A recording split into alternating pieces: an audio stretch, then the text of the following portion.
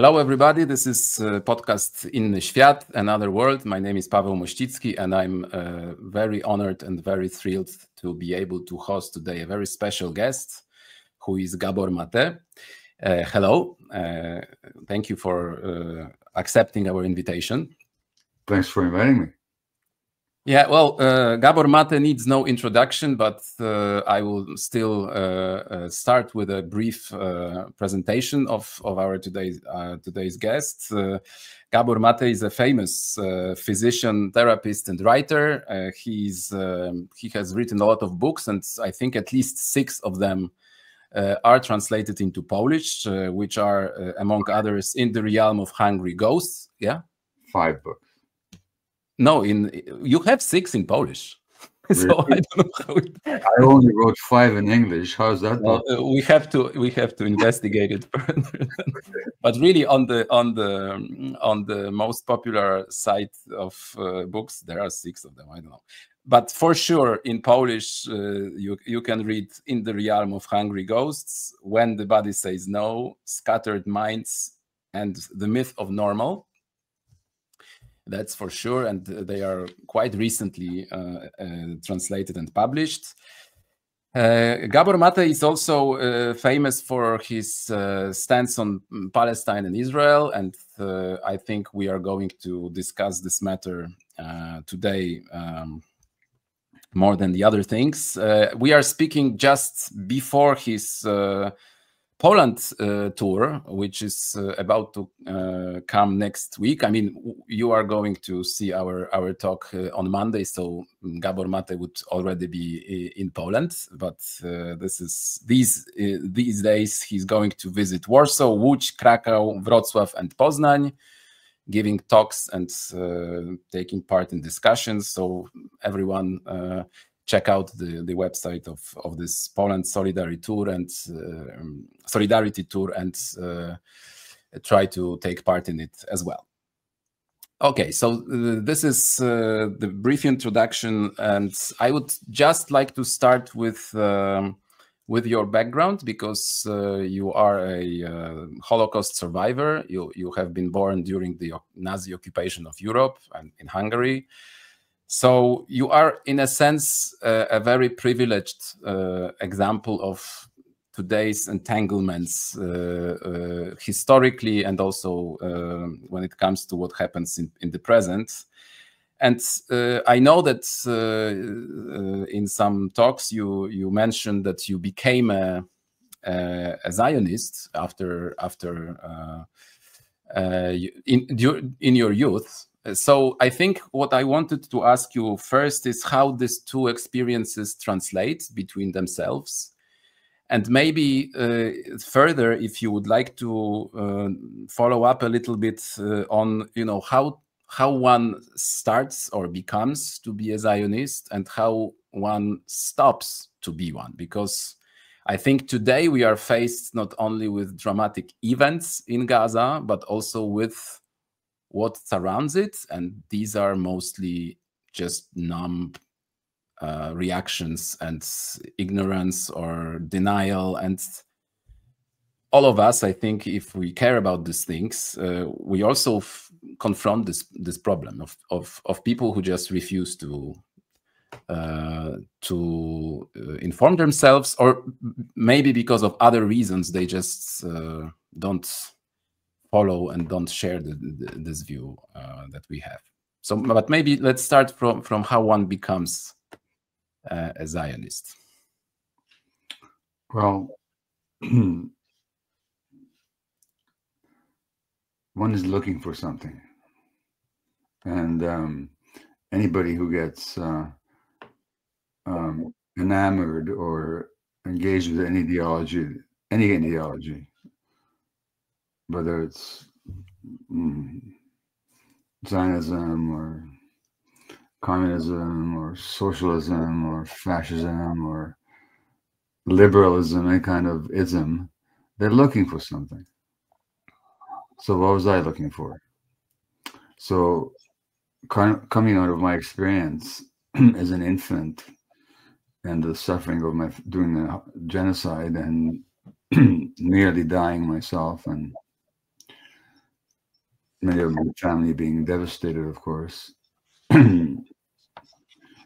And then experiencing anti-Semitism in Hungary, because even though, of course, there was a communist regime shortly after the war, there was a lot of visceral anti-Semitism. In fact, Hungary was the first country in Europe to enact anti-Jewish laws before the Germans did, way back in 1923. So I experienced that anti-Semitism directly from my classmates. And which gives you a tremendous sense of injustice, and also, of course, a tremendous desire for some liberation from that position of being a victim and being the subject of injustice and unfairness. So then, when I became of Zionism in my adolescence, here in Canada, we left after the Hungarian Revolution of '56 when I was 13 years of age. When I became aware of Zionism, it was like the answer to Jewish suffering and to Jewish oppression and to Jewish victimization. A country of our own in our ancient homeland, is the story where we have our own army and our own language and our own culture, and just like other nations. So I was looking for something. I was looking for some antidote to the anti-Semitism, but also people who belong to majorities have difficulty understanding this. But people who belong to minorities who've been discriminated against. For example, Poles in the United States, Poles in Poland won't experience this so much, but Poles in the United States, a few decades ago, being a Pole or a Polak was a joke, and Poles were kind of disdained. And there's an American psychologist, a Black American psychologist, Dr. Ken Hardy, who talks about the assaulted sense of self, which is that the person who's being discriminated against or mocked or ostracized develops a view of themselves that reflects the view of the perpetrator. So as a Jew under in an anti-Semitic subculture, I develop a negative sense of myself as a Jew. Zionism is an antidote to that assaulted sense of self. And of course, Dr. Ken Hardy was talking about the Black experience in the United States. And Blacks in the United States, for a long time, were ashamed of the color of their skin, the curliness of their hair. They tried to straighten their hair. They tried to whiten their skin. That's the assaulted sense of self. And so Zionism, which teaches pride in one's history and one's nationality, is an antidote to that assaulted sense of self. So I was looking for liberation from all that. That's what I was looking for. And it's a very satisfying ideology as long as you don't look at its history. Because the other drive that was in me was against injustice and for justice and for truth. Because I kept asking myself as an adolescent, once I became aware of the Holocaust, how could it have happened? And you talked about the numbing that's in the world. How could people have been silent? How could the world have allowed this to happen? Literally, my head would spin. I couldn't believe it. Well, I was looking for an understanding of what happens to people. And also, I was very committed to justice. Now, once you find out the real history of Palestine, and you're still interested in justice, you can't be a Zionist anymore. Because the real history is that for all that the Jews suffered in Europe, and particularly Eastern Europe, there was no empty land for them to come back to. There were people living there. They've been living there for hundreds of years. Some of them were actually descendants of the ancient Jews, some of the Palestinians. That's a very interesting little sidelight. But they've been there for hundreds of years. They loved the land. They loved their olive trees. They loved their rivers, their homes. And in order to create that Jewish state, to realize the Zionist dream, you had to displace, forcibly displace, and oppress and suppress, and if you had to kill the local population. This isn't in retrospect. The Zionists knew this right from the beginning. They talked about it openly. They just decided that their attachment to the land and their need for a homeland was more important than any rights or desires of the Palestinians. But the point is, there used to be a joke, I think in Poland, but in Eastern Europe in general, under the communist regimes, that you could be honest, intelligent, or a member of the Communist Party. In fact, you could be two of these things, but not all three at the same time. So you could be on, and the same thing with Zionism. You can be honest and intelligent. You could love justice. Let me put it this way.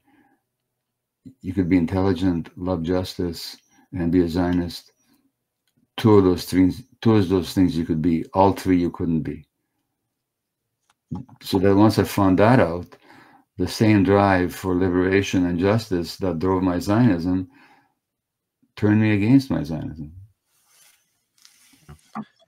Yeah, but I think that when we talk about people's reactions today, I have the impression that a lot of it, especially higher up in the scale of power, political power, I see that's just hypocrisy and cynicism. But I think that normal people tend to be very, very sincere about what they think, and even I think when I observe it in Poland, for example, there is a whole community of Jewish institutions, also historians of Holocaust, that just really refuse to acknowledge anything or almost anything, and I understand it as a sign of their honesty, in the sense that they care so much about maybe this drama that they researched or experienced or both, that they just cannot share this with a vision or another context which just completely dismantles the idea or the ideology. I don't know if it's that way. It's what I call it is intellectual cowardice and intellectual dishonesty, because they're internationally famous Jewish Israeli students of the Holocaust, world-renowned students of the Holocaust, Jews, Israelis who've served in the Israeli army. I can name at least 4 of them. They call what Israel is doing right now genocide. So their study of the genocide and their study of the Holocaust did not prevent them from calling what it is right now what it is. Now genocide, to me, I don't like that word applied too easily, but there's an internationally agreed upon legal definition. And according to the name at least 8 Israeli historians, 4 of them are students of genocide specifically. That's their academic expertise, and they're calling this genocide. So if people can't see that, it's not because of just their own history. It's also because their own identification. They identify with the history. They see themselves as permanent victims and as exclusive victims. So we're always the victims of what other people do, but what we do is always okay. Number one. Number two, these people that you mentioned, they belong to a community. Whatever they even may privately allow themselves to think, if even for a second they allow themselves to really look at the truth of the history of Palestine going back to the 19th century, let alone today, if they allow themselves to do that honestly, and then speak what they see, they would lose their academic positions. They would lose their standing in the community. If they're religious, they might be excluded from their synagogues. When I first spoke about Israeli occupation back in 1967, I was very young. I was kicked out of my father's house. Well, that's not easy. So that there's a real fear of exclusion. That's one point. The other point is that the Western media in general, and I don't read Polish and I'm not familiar with the Polish media. You don't lose much. I don't imagine I do, you know. You don't. I can read Hungarian media, it was bad enough. But here in the West, the Western powers, including the great powers that Poland is not allied with, are historically colonial powers.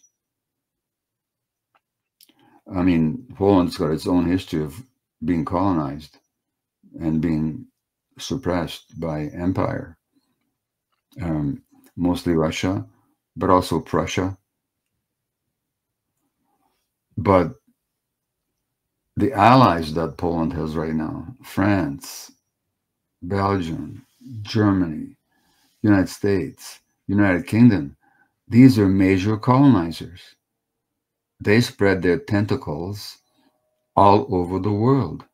They've killed millions of people over the centuries, exterminated entire peoples, stolen the lands and the goods and the cultures of people from Africa to Australia to northern Canada to South America. They have a colonial mentality.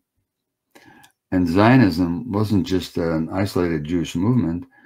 Zionism could never have succeeded without the support of the colonial powers, particularly England and then the United States. So that the news that people get is filtered through a colonial mentality. And the news that, given who Poland is allied with these days, the news that Poland gets or doesn't get, especially what it doesn't get, is filtered through a colonial mentality. And the colonial states, the big mass murdering colonial states, and I use that word very carefully. The Americans killed 3 million people in Vietnam, allowed 100,000 people to be massacred in Guatemala just in the 1990s, 500,000 Iraqi civilians.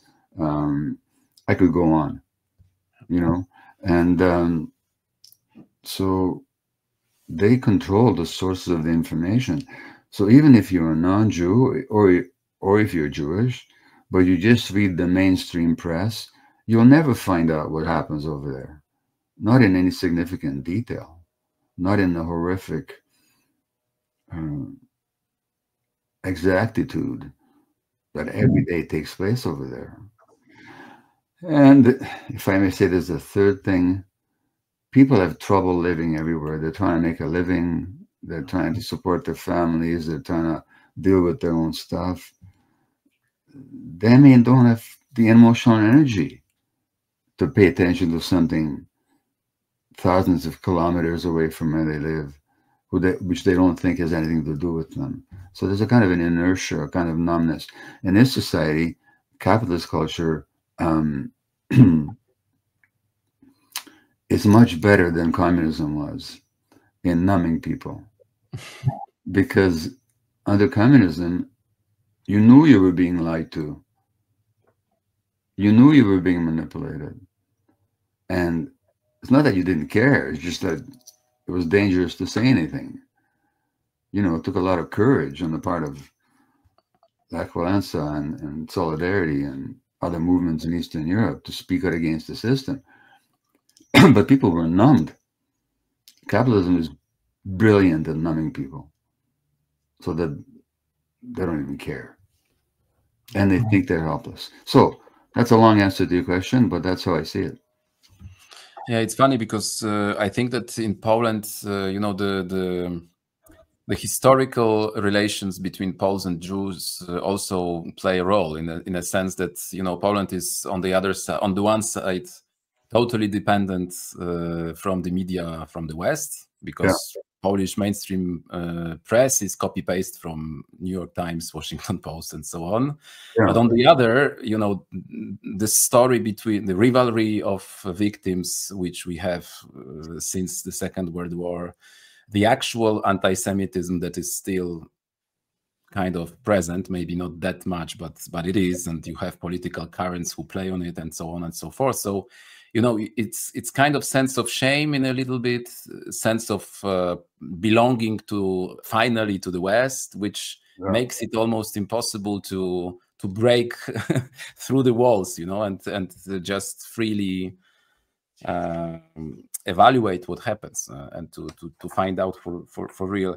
I would like to maybe, because what interests me very much is the connection between your work as a physician and therapist and your writing about psychological matters and your engagement with Israel-Palestine, because I think it's something very central to what happens to all of us in a sense.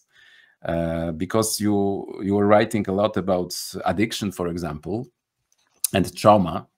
And I was wondering whether, you know, it's kind of obvious that Zionist ideology and, as you said before, even in our discussion, Zionist emotionality, so to speak, is very much connected with traumatic experiences, obvious in Holocaust and so on. Sure.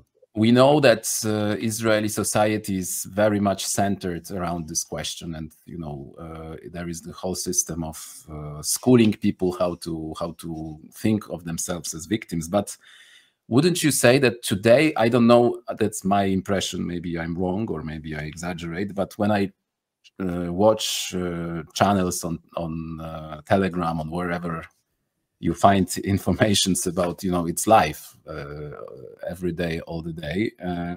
What really strikes me is not only the brutality of what happens in Gaza, you know, the actual demolition, killing, and so on and so forth, but also the culture surrounding it. In a sense, you know, I was reading about, I don't know, love apps with soldiers posting pictures with lingerie stolen from Palestinian women, you know, all kinds of really kind of disturbing, sick expressions of, I don't know, support, excitement. And I was thinking, could you say that these people, I don't want to generalize, because obviously in Israel you have a lot of people who would oppose it, but wouldn't you say that this kind of expressions is a kind of addiction to violence, or to some idea of dominating others? Would you say that it goes under this category of addiction, or it's too much to say? I don't want to call it an addiction because my definition of addiction is a bit different. But it is very remarkable.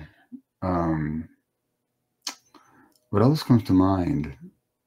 In 1943, I think it was, that the Warsaw Ghetto Uprising took place, where there had been 500,000 people in the Warsaw Ghetto, and the Germans have shipped most of them off to death camps.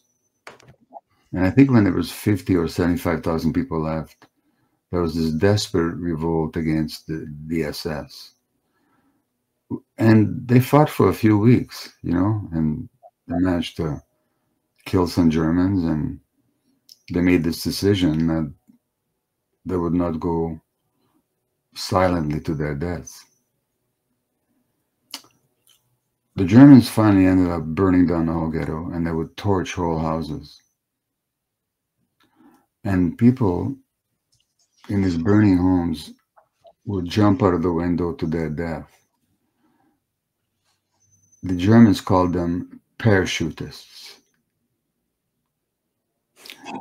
Well, that's a kind of cruel, demonic, inhumane glee, joy at the suffering of the other.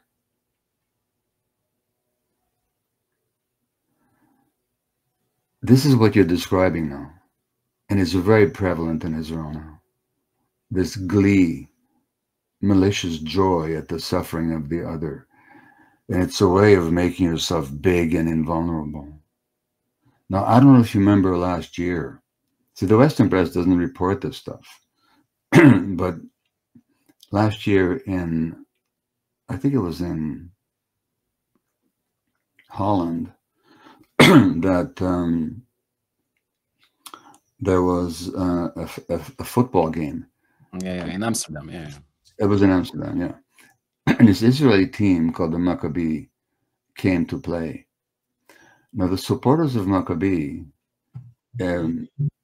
are pure racists. You know, for years they've been chanting death to the Arabs from the stands. Last week, there was an incident in Jerusalem wherein another right-wing team, Beitar, played against another Israeli team, and an Arab player on the other team committed the crime of scoring a goal. The Beitar supporters beat 2 Arab bus drivers severely afterwards. Now, this isn't reported. I thought this was reported in Warsaw. It wasn't reported here. Imagine if 2 Jews had been beaten up. You know? Now, to go back to Netherlands, to go back to Amsterdam, these Israeli supporters, this is last summer.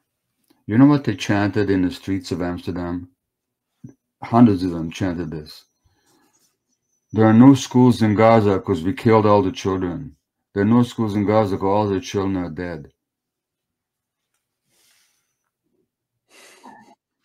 I mean, it's malicious, malevolent joy at the dehumanization and the suffering of the other. It's bad enough to say that we had to kill all these tens of thousands of children to defend ourselves, but to actually make a joke out of it and to take pleasure in it, that's a sign of a very, very sick society, a very sick culture. It's not isolated. And it's a sign of you've been brought up to not to see the other as human.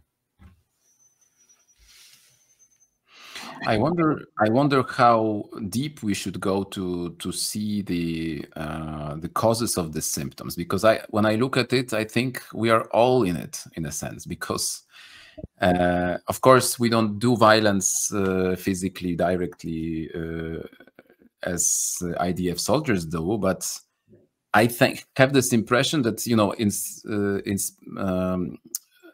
with Holocaust, historically Nazi Holocaust, that was not visible all the time. You know, people had to discover it, and of course we had all these discussions about villagers who lived next by, and they said, "Oh, we never knew anything," and so on. We didn't believe. But now you can scroll, you know, the children dying or being operated without anesthesia. You can do it 24/7. It's really so accessible, and at the same time it's not accessible really, because there is a certain kind of layer that is between us and this, and we just observe, and we cannot do much. And I think that this is, psychologically speaking, also something totally new, because we are exposed to the truth, and we cannot really, I mean, we are and we are not, because we can still deny it, but it's so obviously there, and I think that's a phenomenon that is somehow new and probably will distinguish this moment from others. And I think that there's a wonderful book written by a Egyptian-born Canadian-American writer called Omar El-Akkad, and it's called "One Day Everyone Will Have Been Against This." And he's saying that one day, looking back, everyone's going to see how horrible this was. You know, right now, people are justifying it or ignoring it. Look, Yeah, I think I come from academic fields as well, so I think there will be a lot of PhDs written about it. That's the point that he made. Inside 15 years or so. Yeah. That he said that there'll be all these PhD papers and theses and so on. You know, a lot of careers. Look in.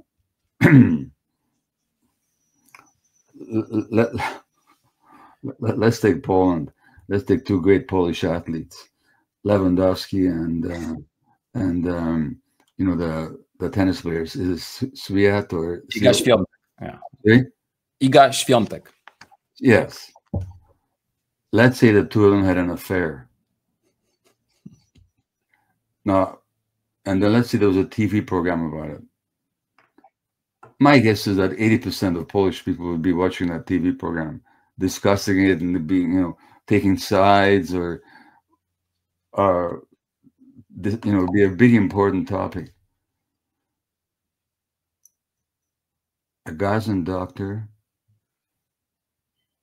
at home with his 10 children, where the Israelis send a missile right into the home. They know exactly what they're doing.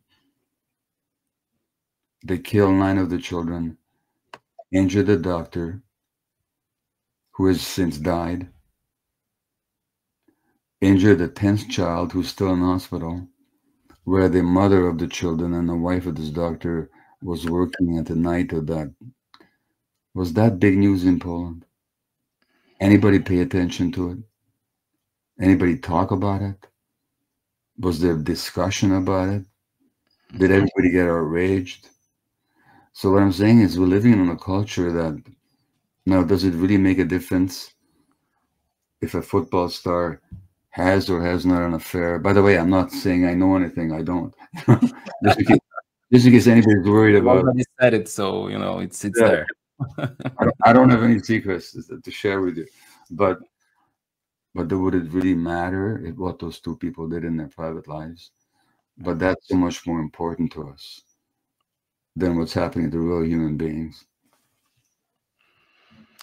Yeah, well, I remember the process of Amber Heard and Johnny Depp. Even in Poland, people split their friendships because of it. You know, it was so obvious, so overwhelmingly present, as if everything depended on the truth. I mean, I don't want to minimize the problem of violence, etc. Obviously, but we know. No, but it's only because they're celebrities. I mean, if they weren't, yeah, so, you know, so that's the world that we live in. And no, that's on the one hand. Let's be fair. On the other hand, everywhere I go, you know, whether in Canada or abroad, Australia, where I mention Palestine, and I always do, even when the subject is not Palestine, I will say something about it, because I cannot not say something about it. The response is really overwhelming. There's a lot of people out there whose hearts are breaking, but who feel helpless and powerless. So it's not that nobody cares. Yeah, that's true. And it's also true when it comes to Poland. I have to say I was a bit surprised by the size of protests in Poland and the movements against the massacre of Gaza, because, well, maybe also because of the war that we have just next door in Ukraine, and there everyone is one-sided. So because it's closer and it's more entangled with our own identifications, I think. So, you know, people would never question the narrative when it comes to this war, but when it went to the question of Gaza, surprisingly, something really changed, I would say, because before it was a subject for specialists, you know, a very, very tiny marginal question. Now it's still marginal, but some people come out and criticize the media and so on. Internationally, I think Gaza is the central moral question in the world right now. Yeah. Where you stand on that issue will tell you how you see the world and what's important to you. And if you don't care about it, that tells me what's important to you. Yeah. You know, so yeah. Well, I'm glad to see that there was some sizable protests in Poland. I was quite surprised to get this invitation for this tour. Really glad to accept it. I had other plans, but when I got this invitation, I said, "Oh yeah, of course I'm doing it." Yeah, yeah. I think I'm curious myself. What would you think afterwards? Because you know, also in Poland, there is a very interesting and still difficult question of rhetorics, because in '68.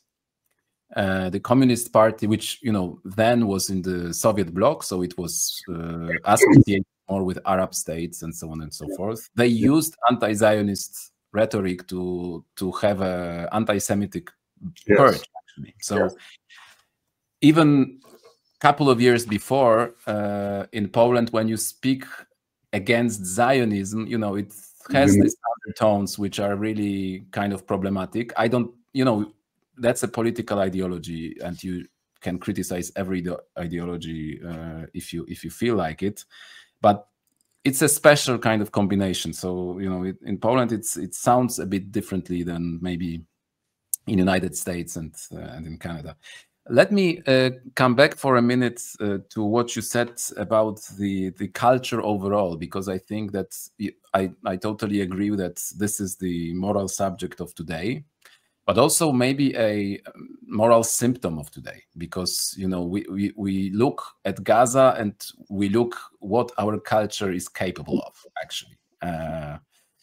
This is a kind of mirror, and I think about what you were saying in your book, The Myth of Normal, about this ability to create models, patterns, ideals that are just so against any human being healthy, happy, and so on and so forth. And I'm thinking that maybe what we see today is this collapse of this normalcy that our culture and our system is proposing to us, because we see that what is rewarded or what is considered normal is just psychotic. And if you look at this side of official institutions, politicians, big media, and so on, because they create the normality. And I also think about this text by Chris Hedges, who I think from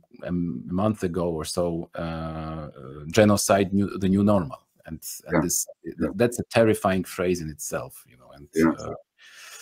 So well, how far should we go to see the source or the real dimension of what happens in Gaza? Because maybe the whole culture works for it. Well,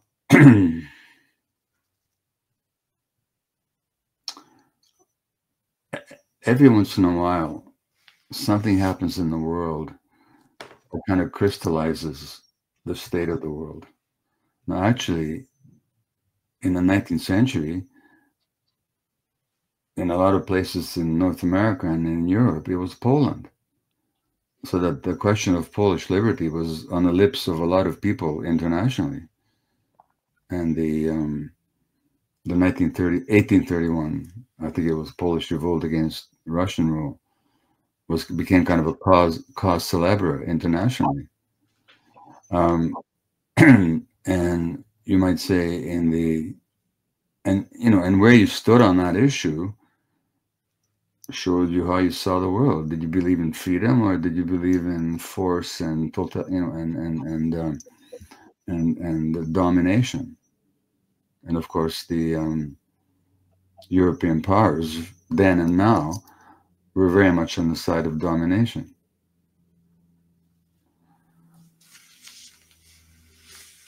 In the 1930s, you might say it was the Spanish Civil War, where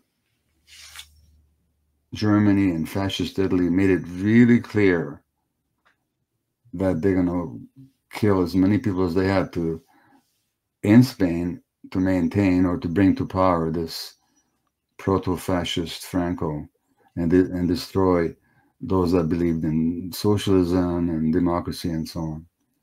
And where he stood on this issue, and the Western powers, of course, stood nowhere. They allowed it to happen. Told you how you saw the world. So that crystallizing issue right now is Palestine. And what Palestine has done, I mean, if you look at history, was it ever the case that the United States stood for freedom? Come on. It began with slavery. Then we believe it in Poland. I have to admit, Polish still believe it. Yeah, well, it was never true. I mean, I agree, but you know, I'm in the minority. It was, rooted in slavery, the killing and subjection to slavery of millions of Africans, the militaristic expansion into Mexico,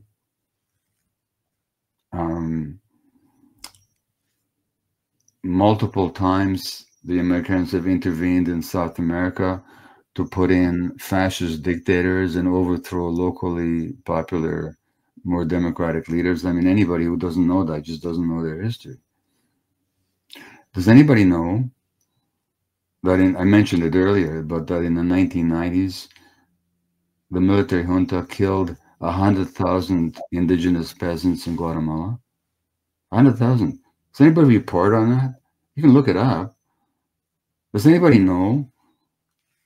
Do they teach in Poland that in the early 20th century, the Belgians killed 12 million Congolese, 12 million, talk about a Holocaust, or caused the death of 12 million, in order to take over the resources of what they call the Congo?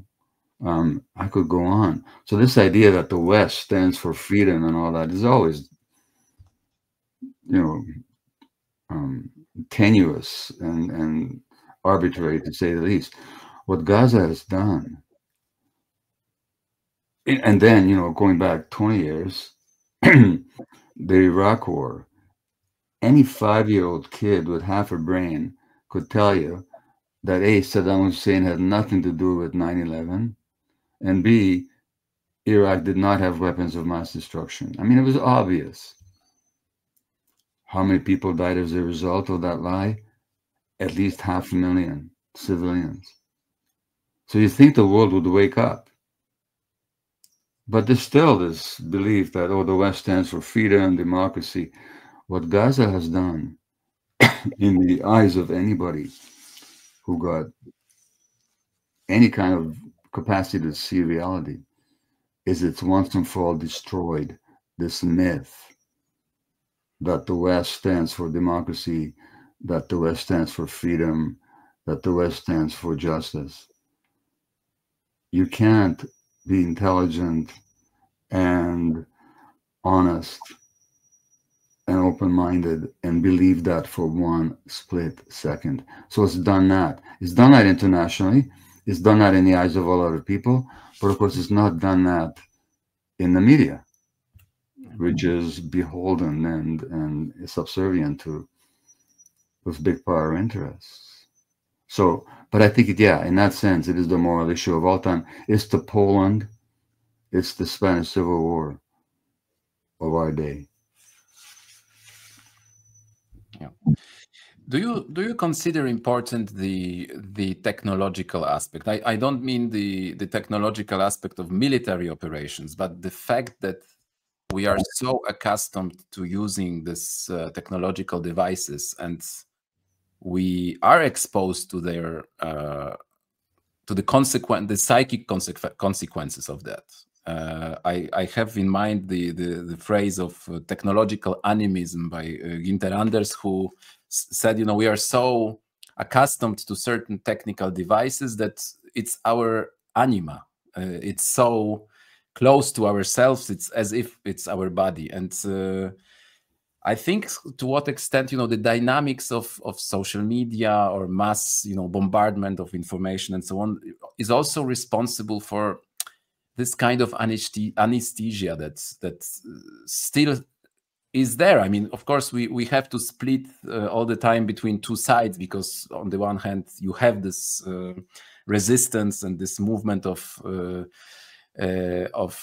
protest, but on the other hand, you have this big chunks of society, international society, who is just totally refusing to acknowledge it. And I think that maybe, you know, this I don't have any idea here, but I just want to grasp it, that, you know, the fact that it's all there, the fact that we share it so easily, the fact that we all are trained day by day into being very divisive, very conflictual, very impatient, and how much does that affect also our human condition, so to speak, our psychological stability? Yeah, as you say, Pavel, it's got two sides. I mean, if it wasn't for the technology, you and I couldn't be talking right now, and people couldn't be listening. And it's a source of a lot of useful information. At least not the, it's the conduit, it's the venue for a lot of information. On the one hand, it's also largely a numbing mechanism. I mean, you get your cell phone and you go on Instagram and you scroll with your thumb, and here's a child amputee in Gaza looking at you with hungry eyes.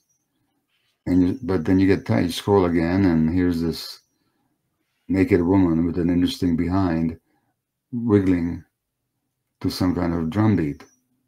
And you scroll again, and you see two people screaming at each other. And you scroll again, and you see some animal. I mean, it's a numbing. It numbs the brain.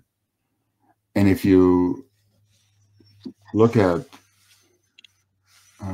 brain scans, especially of young children who've been exposed to a lot of screens, you can see the brain changes, the harmful brain changes, the parts of the brain that think clearly and can regulate impulses and make decisions and be interested in things, they actually get destroyed. So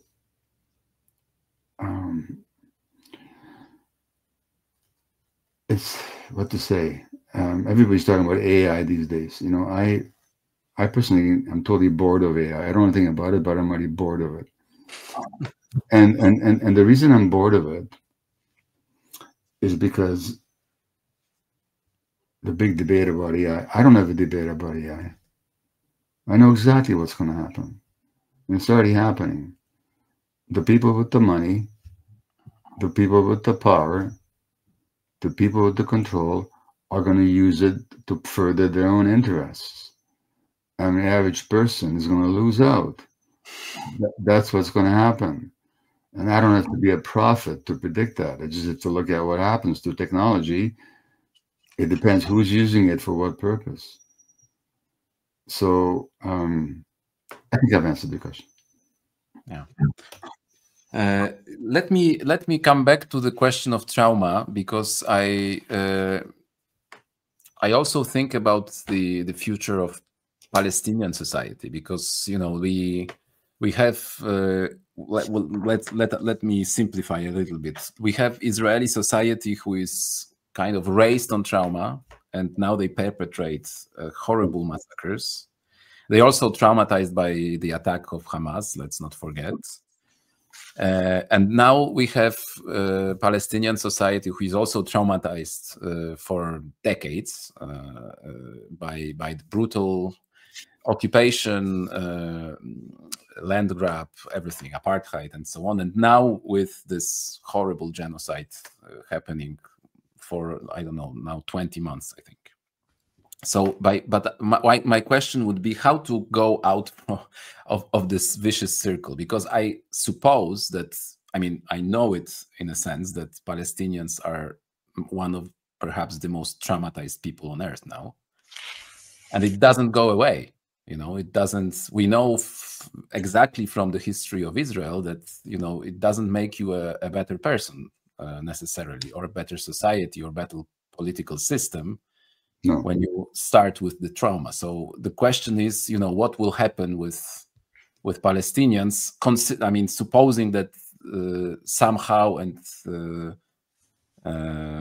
optimistically, this is not going to go to the end, to its ultimate consequences. But even if it stops today, the question remains: how to heal this, you know, division, this dual trauma, and the repetition of it, because it tends to repeat. I am afraid. Yeah. Well, so first of all, if you look at Hamas, did not exist 40 years ago. The conflict was there for almost 100 years by then, but Hamas did not exist 40 years ago.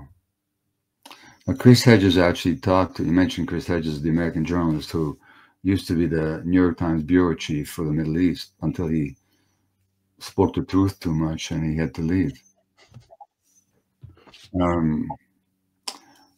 But he describes talking to one of the founders of Hamas, who was a physician, actually, a very intelligent man,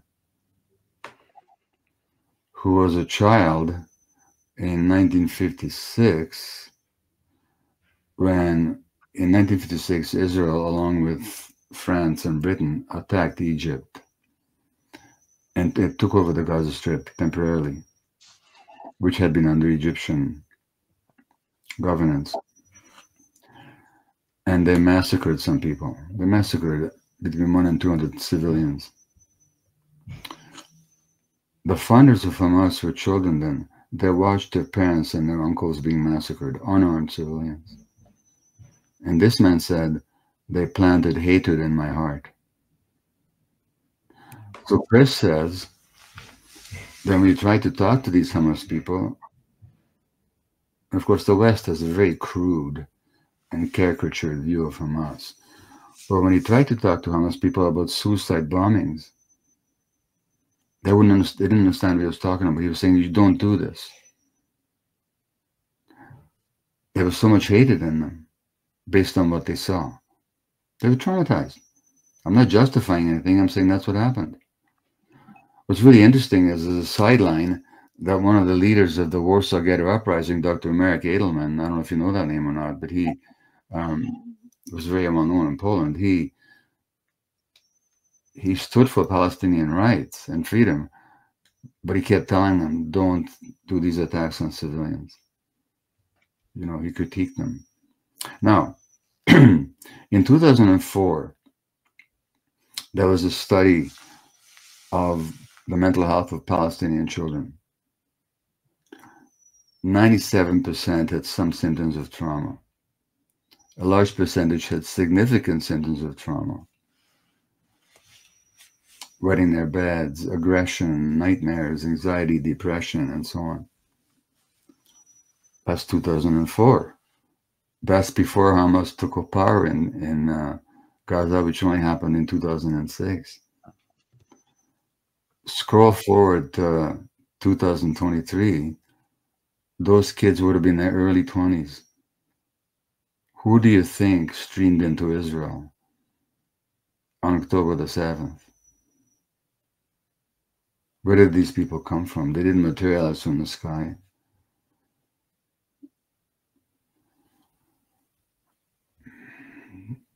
So that we don't have to look to the future, we can actually look at what we already know from the past.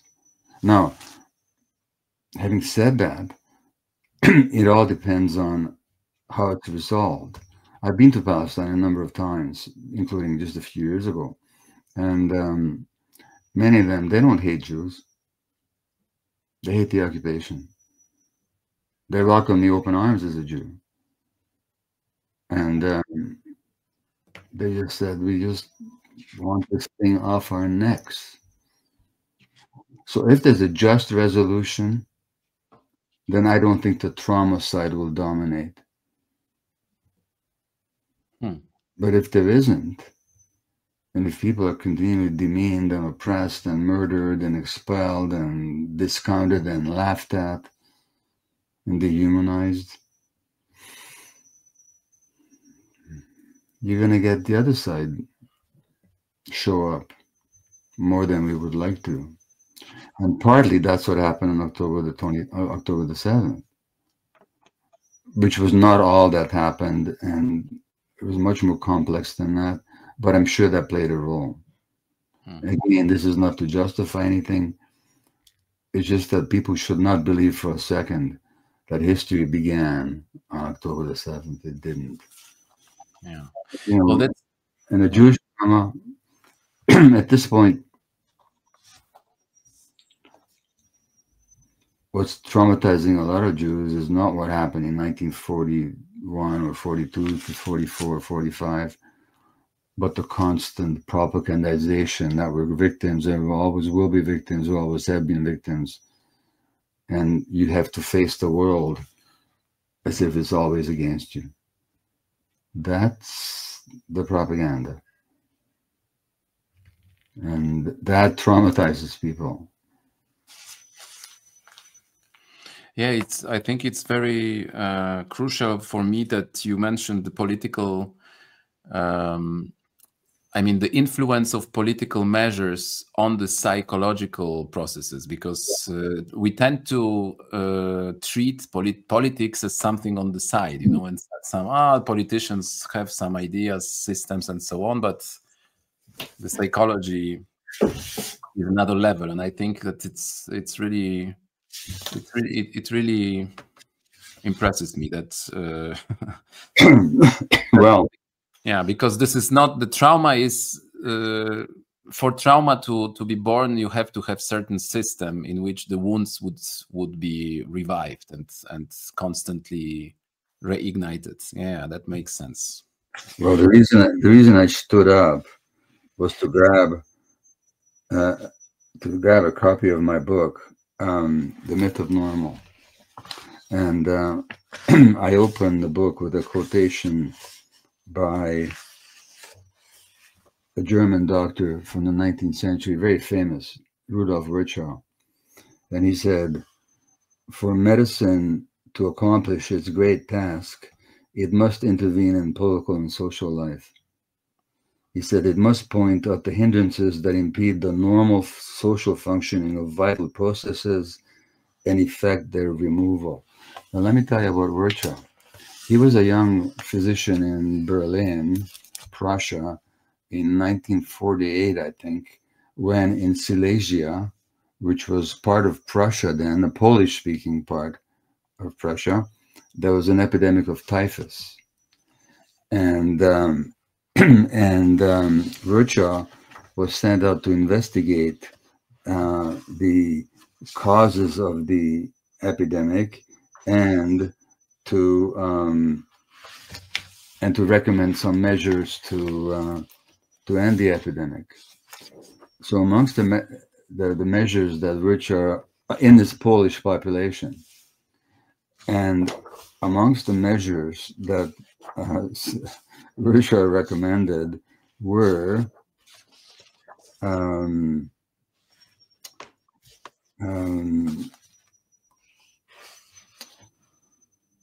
social and political and economic reforms, including the introduction of Polish as an official language, separation of church and state, the creation of grassroots organizations, Polish grassroots organizations, free education for both sexes, and above all, free and unlimited democracy. And they said to him, "What are you talking about? This is politics, not medicine." And he said, "Medicine is a social science and politics nothing else but medicine on a large scale." Yeah. So there's no separation here. Yeah, and when you asked before, what's the connection between my work, trauma, and politics? It's the same thing. And if I'm looking for freedom, I'm going to look for freedom everywhere. I'm going to look for freedom for people from their own demons, from their own traumas, from their own false beliefs, from their own addictions. But I also want them freedom in a political sense. The two, as Virchow points out, are not separable. And he came to that conclusion studying this Polish population, interestingly enough. Yeah.